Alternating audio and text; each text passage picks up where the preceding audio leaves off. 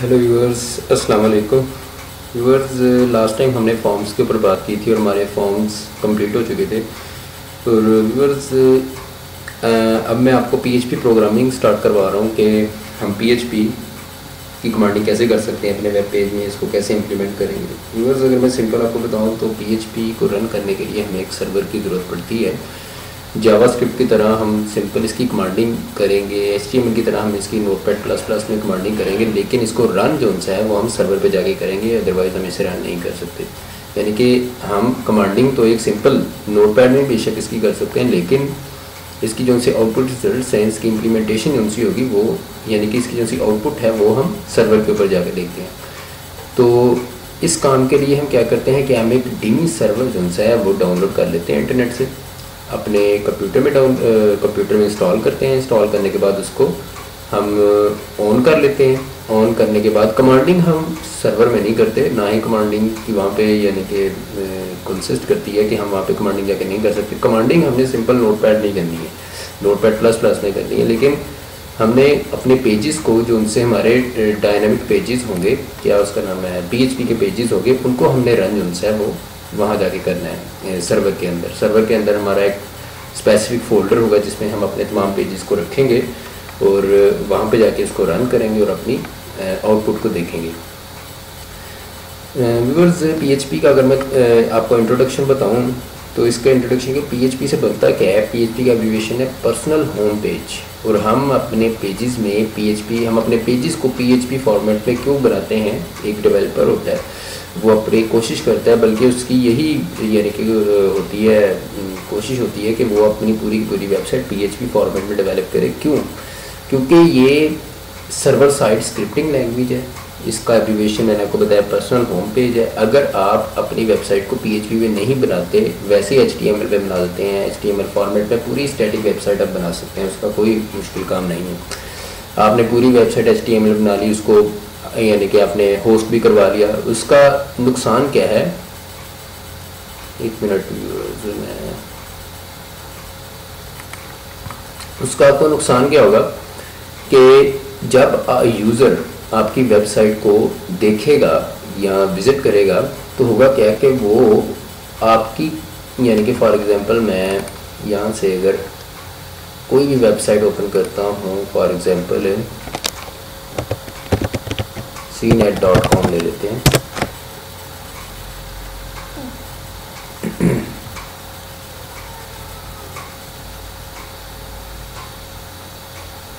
ये for example हमारी एक वेबसाइट है cnet.com। अगर मैं इसके ऊपर राइट क्लिक करूं तो ओपन, यहाँ पे इंस्पेक्ट एलिमेंट, ये देखिए मैंने उसके ऊपर क्लिक किया और मेरे पास इस पेज की सारी कोडिंग नज़र आ रही है आपके सामने।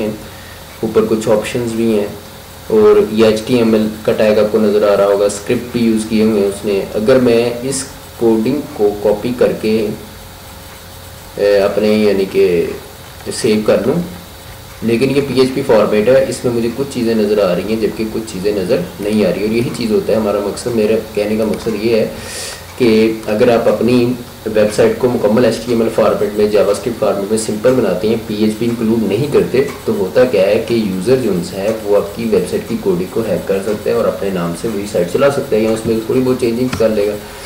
तो हमारी कोशिश क्या होती है कि हम PHP फॉर्मेट में अपनी वेबसाइट्स बनाते हैं।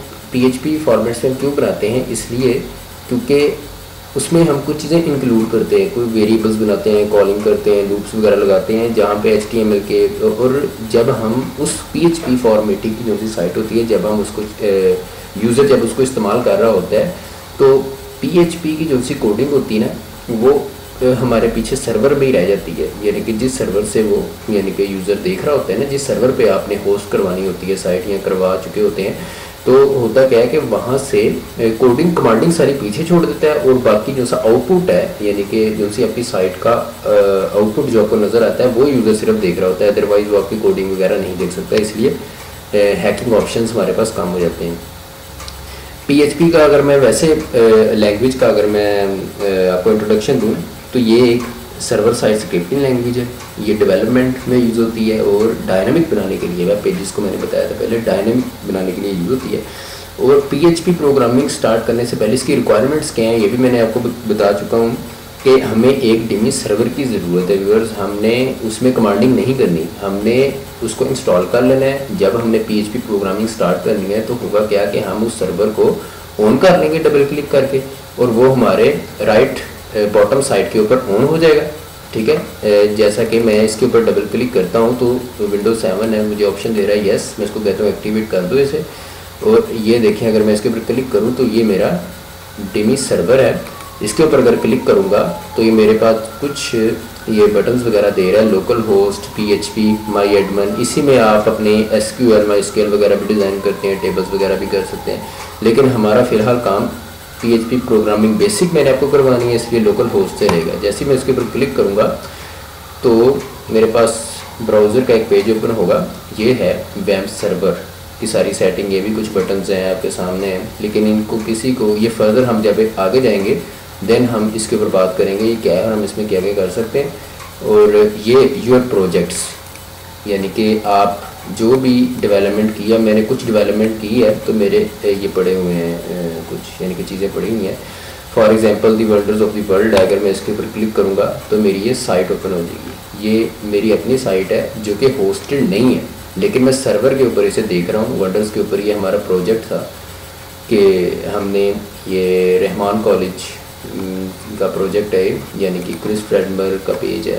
ये छोटी सी, बिल्कुल छोटी सी, जिसे कहते हैं ना होने के बराबर वेबसाइट, उसे कह लें। ताजमहल है और ये चाइना वाल, पेट्रा वगैरह, ये सारी इन्फॉर्मेशन। उसके बाद गैलरी इसके अंदर बनाई है, मैं आपको गैलरी भी बनाना सिखाऊंगा। आप हमारी कमांडिंग व्यूअर्स ख़त्म हो जाए तो उसके बाद डिज़ाइनिंग में हम ये सारे काम करेंगे। तो उसके बाद कॉन्टैक्ट अस है और ये फॉर्म मैंने आपको बताया, लेकिन जो मैंने आपको लास्ट टाइम बस फॉर्म्स के बारे में बताया था वो बेतुके से फॉर्म थे। ये हमने डिज़ाइनिंग फॉर्म में फॉर्म्स बनाए हुए हैं। और ये ड्रॉप डाउन वही जो मैंने आपको बताया था ये हमारे पास, और अगर कुछ भी हम एंटर करें तो इसको रीसेट भी हम कर सकते हैं इजीली। तो ये मेरा एक छोटा सा प्रोजेक्ट था रहमान कॉलेज का जो कि मैंने किया था।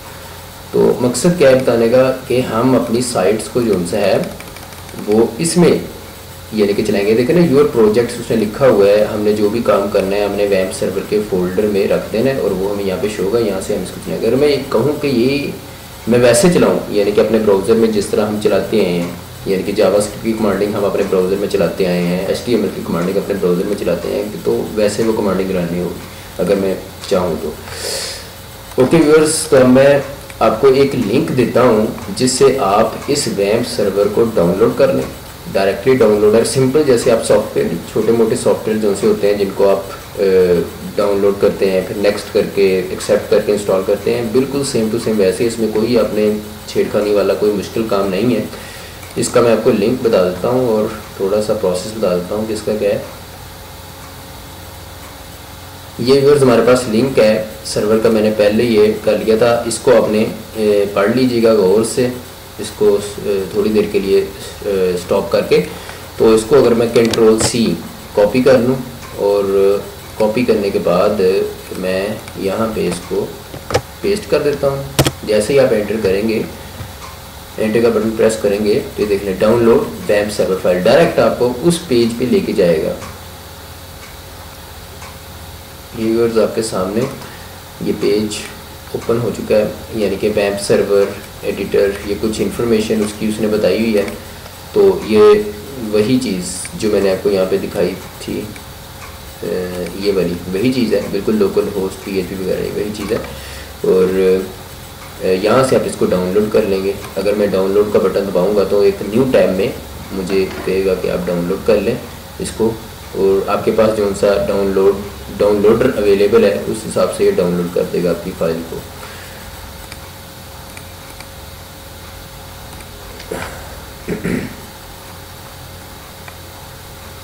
देखिए ना, वो बता रहा है हमें your web server download will start shortly, 4 second, 2 second, 1 second. और ये देखेंगे, चूँकि मैंने इसको आपने डाउनलोड कर लेना है, 19 MB का है ये सर्वर हमारा। इसको डाउनलोड आपने कर लेना है। डाउनलोड करके आपने इसको इंस्टॉल कर लेना है, तो इजीली इंस्टॉल हो जाएगा। क्योंकि मेरे इंस्टॉल है इसलिए मैं डाउनलोड नहीं करूँगा, मैंने आपको बता दिया है। और लिंक हमारे पास क्या था, ये लिंक था, ठीक है। इस लिंक को आप अपने एज इट अपने सर्च इंजन में लिखेंगे और डायरेक्ट आपका पेज ओपन होगा, वहाँ से आप इसको डाउनलोड कर सकते हैं। और वो उसका फोल्डर जो उनसे है व्यूअर्स, वो दिखने में कुछ ऐसा होगा। ये मैं इसको साइड पे कर देता हूँ ताकि आपको इजीली नज़र आए। मेरी विंडो 7 है इसलिए ये एक उसने अजीब सा इधर बनाया हुआ है जिसको मुझे खुद नहीं पता है क्या है। तो अगर आप इसके ऊपर क्लिक करेंगे तो ओके, तो ये मेरे पास यहाँ पे ओपन हो जाता है, ठीक है। अच्छा, जब आपने व्यूअर्स ये डाउनलोड कर लेना है तो उसके बाद हमने क्या करना है, डाउनलोड जब आपके डेस्कटॉप पे आ जाएगा, वो आपको जब आप इसको सर्वर को इंस्टॉल कर रहे होंगे तो वो आपको ऑप्शन पूछेगा कि आप डेस्कटॉप पे कर दूँ क्या कर दूँ। आपने डेस्कटॉप सेलेक्ट कर लेना है। उसके बाद आपने जाना है सी में, जहाँ पे हम अपने पेजेस को डेवलप करके रखेंगे, ओके। और यहाँ पे वैम्प, मैं कहाँ पे गया हूँ, सी में गया हूँ, यानी कि मैंने इंस्टॉल कर लिया है, सर्वर को इंस्टॉल कर लिया, डेस्कटॉप पे मेरा पड़ा हुआ है।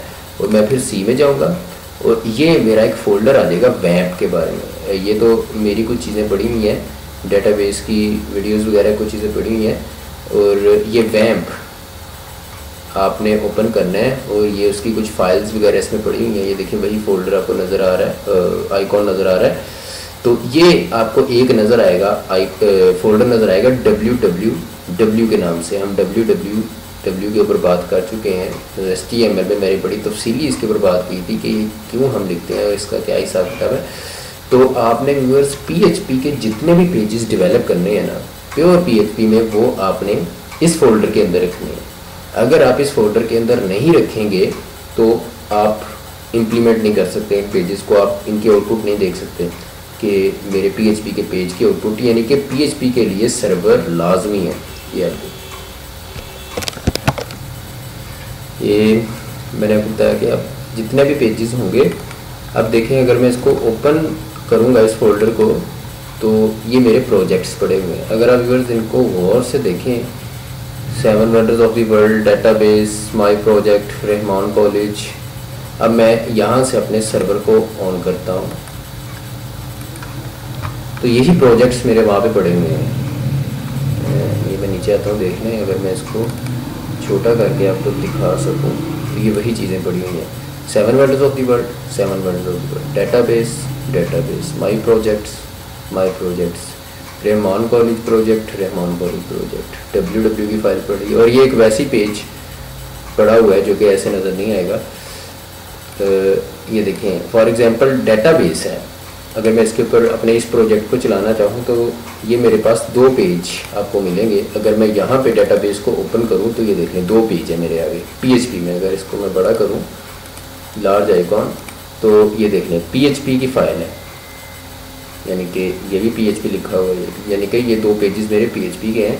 तो मैंने उसके ऊपर अगर मैं इसको बैक करूं तो डेटाबेस को मैंने ओपन किया था और इसको भी मैं डेटाबेस को ओपन करूंगा। ये देख लें इनपुट 1, ये भी देख लें input.php, input 1.php। यहाँ पे अगर मैं इनपुट को ओपन करूँगा तो ये मेरे पास एक फॉर्म आ जाएगा जिसके ऊपर हम बात कर चुके हैं, रोल नंबर, नेम। ये डेटाबेस का हमारा कुछ काम चला था, उसका भी एक टोटली रीसेट वगैरह का काम कर रहा है, इसको सबमिट भी। लेकिन इसमें एक चीज़ थोड़ी चेंज है, ये सिर्फ फॉर्म नहीं है।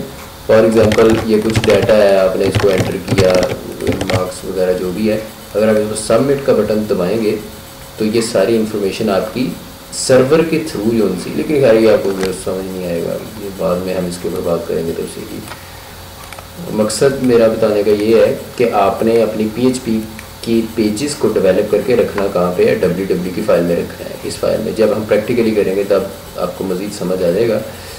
ओके व्यूअर्स, मैंने आपको लिंक भी बताया, लिंक हमारे पास ये एक बार फिर आप देख लें। इस लिंक के ज़रिए आप कॉपी डाउनलोड करें सर्वर को, ठीक है। सर्वर के डाउनलोड करके उसका आइकॉन कुछ इस टाइप का होगा। इसको जब हमने PHP प्रोग्रामिंग स्टार्ट करनी है, इसको सबसे पहले हम इसको डबल क्लिक करके एक्टिवेट करेंगे, ठीक है। इसको एक्टिवेट करने के बाद हम अपनी प्रोग्रामिंग स्टार्ट करेंगे PHP की। व्यूअर्स काफ़ी दिलचस्प है और इसमें स्क्रिप्ट्स ही हैं, यानी कि है तो ये लैंग्वेज ही, लेकिन इसके मैं छोटे छोटे स्क्रिप्ट्स यानी कि कलेक्ट करके आपको समझाऊंगा। ये नहीं कि बस एक बार मैंने वीडियो स्टार्ट कर दी और मैं शुरू से लेकर एक घंटा खप रहा हूँ लगा हुआ हूँ और आपको भी कुछ समझ नहीं आएगा। इसके मैं छोटे छोटे पीसेस निकाल लूँगा, बल्कि मैंने कुछ निकाल लिए हैं। तो वो पीसेस कभी मैंने लूप्स के बारे में आपसे बात करी, जिस तरह जावास्क्रिप्ट में हमने किया था, सिमिलरली वैसे मैं आपको PHP जो सी है ना, वो कहते हैं कि टोटो में मैं आपको जिस तरह जावास्क्रिप्ट करवाई, इस तरह मैं टोटो में आपको PHP भी समझा दूँगा। और इसके बाद हमारा सही मेन काम तो हमारा व्यूअर शुरू हो ही चुका है। PHP तकरीबन हमारी आजकल 99% वेबसाइट्स जो सी हैं, एक प्रोफेशनल बंदा जो है वो PHP में ही साइट डेवलप करता है। और ये आपने देखा कि आपके फॉर्मेट्स जितने भी हैं, यहाँ से अगर आप देख लें तो मैंने भी जो भी काम किया हुआ है, या CSS में किया हुआ है या PHP में किया हुआ है, ये हर चीज़, ये इमेजेस वगैरह आपकी वही, यानी कि रूल वही है कि आपने एक इमेजेस का फोल्डर बनाना है, उसमें आपने सारी इमेजेस वगैरह रखनी है, और बाकी आपने जो है CSS में या पेज बनाना है या PHP में पेज बनाना है, एक काम करना है आपने, ये मेन्यूज वगैरह है, रूल हमारा वही रहेगा। अब हमने यानी कि सही प्रोफेशनल साइट की तरफ हम आ रहे हैं, यानी कि जो सब बच्चों वाला काम था वो हमारा तकरीबन ख़त्म हो चुका है। PHP हम करेंगे, PHP के बाद CSS है, और CSS में आपको ड्रीमवीवर में करवाऊंगा। ये मेरे पास सॉफ्टवेयर्स भी तकरीबन सारे अवेलेबल हैं और इनके भी मैं आपको लिंक्स दे दूँगा कि ये सारे ही सॉफ्टवेयर वेब के हवाले से बड़े ही इंपॉर्टेंट हैं। कुछ का आपको पता होगा जैसे फोटोशॉप, ड्रीमवीवर, फायरफॉक्स वगैरह, बाकी ज़रा आपके लिए नए हैं जो कि डेटाबेसेस वगैरह डेवलप करने के काम आते हैं, और गैलरीज वगैरह, कुछ मेन्यूज़ बनाने के काम आते हैं। हर चीज़ का एक अलग सॉफ्टवेयर है, जैसे ये फोटोस्केप है, ये फ़ोटोज़ मैनेज करने के लिए काम आता है। तो इंशाल्लाह हम एक एक के ऊपर तफसीली बात करेंगे। आज हमारा PHP स्टार्ट हो गया कोर्स, तो उम्मीद करता हूँ कि आपको समझ आई होगी आज की, यानी कि मैंने आज मेनली आपको लिंक के बारे में बताया, इसकी इंस्टॉलेशन के बारे में बताया, जो कि मेरा मकसद था इस ट्यूटोरियल में बताने का। लिंक होगी, इंस्टॉलेशन होगी, और थोड़ा सा इसका इंट्रोडक्शन में एक बार फिर मैं आपको थोड़ा सा रिपीट कर दूं कि अगर आप वेबसाइट्स को टोटली स्टैटिक वेबसाइट बनाते हैं ना, जिसमें PHP नहीं होती, एक हमारी दो किस्म की वेबसाइट्स होती हैं, एक स्टैटिक और एक डायनामिक। डायनामिक साइट की डेफिनेशन क्या है कि डायनामिक वेबसाइट्स वो होती है कि यूज़र अपनी इंफॉर्मेशन कुछ डायनामिक वेबसाइट्स के जरिए किसी को प्रोवाइड कर सके और कुछ इंफॉर्मेशन ले भी सके, ठीक है। इसको डायनामिक वेबसाइट्स कहते हैं या डायनामिक पेज कहते हैं, ठीक है। और जो स्टैटिक होती है उसमें आप सिर्फ इंफॉर्मेशन वेबसाइट से ले सकते हैं। अगर आप कहें कि मैं कुछ इसके ऊपर कमेंट्स दे दूँ या मैं कोई बात ऐसी इसमें डाल दूँ कि जो कि इसके डेवलपर को पहुँच जाए, ऐसा स्टैटिक वेबसाइट्स में नहीं होता। और हमारी इंफॉर्मेटिक मोस्टली साइट स्टैटिक्स ही होती है, डायनामिक कोई कोई होती है, लेकिन ज़्यादा तादाद डायनामिक वेबसाइट्स की है हमारे, बल्कि हैं ही तकरीबन डायनामिक वेबसाइट्स। तो डायनामिक साइट्स को अब हमने बनाना शुरू करना है कि हम अपनी वेबसाइट को डायनामिक कैसे बना सकते हैं, हम अपने फॉर्म्स को डायनामिक कैसे बना सकते हैं PHP के ज़रिए। हमने PHP की कमांडिंग करनी है। और डायनामिक वेबसाइट्स वो होती हैं कि ऑल राउंड पूरी की पूरी वेबसाइट आपने, यानी कि वो कहते हैं ना कि PHP का हमने एक बॉक्स लेना है, ठीक है। एक बॉक्स PHP का बड़ा होगा, एक कार्टून जिसे हम दूसरे अल्फाज में कहते हैं कि कार्टून पड़ा होगा, और उसके अंदर हमने अपनी वेबसाइट्स को रख के ऊपर से इसको बंद कर देना है PHP के बॉक्स में। तो हमारा पूरा पेज उनसे है डेवलप हम सिंपल करेंगे, यानी कि सिर्फ जहाँ पे हम अपने पेज को पहले डेवलप करके उसको एक्सटेंशन देते थे index.html, जावास्क्रिप्ट की भी हमने ऐसे किया, index.html वगैरह, ठीक है। ये सारे जितने भी हमने जावास्क्रिप्ट के किए हैं ये HTML फॉर्मेट्स में है, ठीक है। इनको हम इजीली रन भी कर सकते हैं। तो PHP के पेज में क्या होगा कि index.php, यानी कि उसमें हमने HTML नहीं रखना, उसमें हमने index.php इस एक्सटेंशन से हमने उसको सेव करना है। देन आपका पेज एक्सटेंशन में सेव हो जाएगा। फिर हमने क्या करना है, उस पेज को वहाँ से उठाना है जहाँ पे हमने सेव किया होगा और अपने इस फोल्डर में रख देना है, C में जाके वैम्प, और उसके बाद www के फोल्डर में हमने उस पेज को रख देना है जिस तरह मैंने ये रखा हुआ है। इसको फिर हमने सर्वर को ओपन करना है, ठीक है। सर्वर को ओपन करना है और ओपन करने के बाद मेरे यहाँ पे सारी इन्फॉर्मेशन आ जाएगी। तो मैं यहाँ से अपना कोई भी प्रोजेक्ट चला के देख सकता हूँ कि मैंने क्या काम किया। ओके व्यूअर्स, ये इसका जनरल पॉइंट ऑफ व्यू था जो मैंने ज़रूरी समझा आपको बताना। ये हमारी बेसिक थी, बड़ी इंपॉर्टेंट चीज़ है। इसको आप लिंक के ज़रिए सॉफ्टवेयर कर लीजिए, सॉफ्टवेयर कह रहा हूँ सर्वर कर लीजिए। नेक्स्ट हम इसको कल से जो है स्टार्ट करेंगे। ओके व्यूअर्स, अल्लाह हाफ़िज़।